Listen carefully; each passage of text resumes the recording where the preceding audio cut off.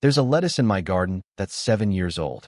I planted it once, in 2018, and I've been harvesting from it twice a week ever since. Not replanting, not reseeding, not buying new seedlings every spring. The same plant. Cut, regrow, cut, regrow. For 7 years. It's produced over 700 heads of lettuce from a single $3 seedling. And if that sounds impossible, that's because a $6 billion seed industry has spent decades convincing you that vegetables are annuals. They're not. They're perennials that we've been taught to treat as disposables. And once you understand the difference, you'll never look at a garden center the same way again. Stay with me. Here's what the seed catalogs taught you. Lettuce is an annual. Plant it in spring. Harvest once. Pull it out. Replant next year. Same with kale, broccoli, chard, celery. One life cycle. Germination to harvest to death. Then you buy more seeds. It's a business model disguised as botany. Because here's what actually happens when you stop pulling plants out. Most vegetables you think are annuals are biologically perennials or biennials. They don't want to die after one harvest. They want to keep growing, keep producing, keep living. But we've been trained to rip them out the moment they finish their first flush of production. Not because the plant died. Because the seed packet said it was done. The plant was just getting started. There's a harvesting technique that's been used in European kitchen gardens for centuries. The French call it couper et revenir. Cut and come again. You don't harvest the whole plant. You cut the outer leaves. Leave the growing center intact. The plant responds by producing more leaves. You harvest those. The plant produces more. Again, and again, and again. For months. Sometimes years. Sometimes indefinitely. It's not a trick. It's not a hack. It's how the plant was designed to grow before industrial agriculture decided it was more profitable to sell you seeds every spring. And the vegetables that respond best to this method will shock you. Lettuce, kale, chard, collards, spinach, celery, cabbage, broccoli, all of them. Perennial if you let them be. Here's what I did in 2018 that changed everything. Planted lettuce seedlings. 12 of them. Standard loose leaf variety. When they were 6 inches tall, I started harvesting. But instead of pulling the whole plant, I cut the outer leaves with scissors. Left the center rosette, the growing point, completely untouched. 1 week later, new leaves appeared. I harvested those. 1 week later, more leaves. I kept harvesting. The plant kept producing. It never stopped. Through summer, through fall, through winter in a cold frame, through the next spring, and the next summer. Year 2, the plant tried to bolt, send up a flower stalk to make seeds. I cut the flower stalk. The plant went back to leaf production. Year 3, same thing. Cut the bolting stalk. Back to leaves. 7 years later, that plant is still in my garden. Still producing 2 meals of lettuce per week. Still alive. Still vigorous. Still growing. From one $3 seedling, I've harvested over 700 individual servings of lettuce. The return on investment isn't calculable in normal terms. It's biological compounding. Let's build the system. It's easier than what you're doing now. Step 1. Choose perennial-capable vegetables. Lettuce, loose leaf varieties, not head lettuce. Kale, chard, collard greens. Spinach, in cool climates. Celery, cabbage, harvest outer leaves. Broccoli, harvest side shoots, not main head. Herbs, parsley, cilantro, basil, if you prevent flowering. These are biologically capable of multi-year production. Step 2. Plant once. Standard planting. Nothing special. Same soil, same spacing, same watering you do for annual production.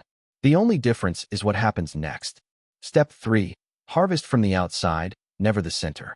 When the plant reaches harvestable size, cut or pick the outer, older leaves. Leave the center rosette, the growing point where new leaves emerge, completely intact. This is critical. The center is the engine. You're harvesting the output, not destroying the generator. Step 4. Let the plant recover between harvests. Don't strip it bare. Take 30 to 50% of the leaves, leave the rest. The remaining leaves power the next round of growth. 1 week later, harvest again. The plant will have replaced what you took. Step 5. Manage bolting. When the plant tries to flower, send up a stalk. Cut the flower stalk immediately. The plant interprets this as reproduction failed. Return to vegetative growth.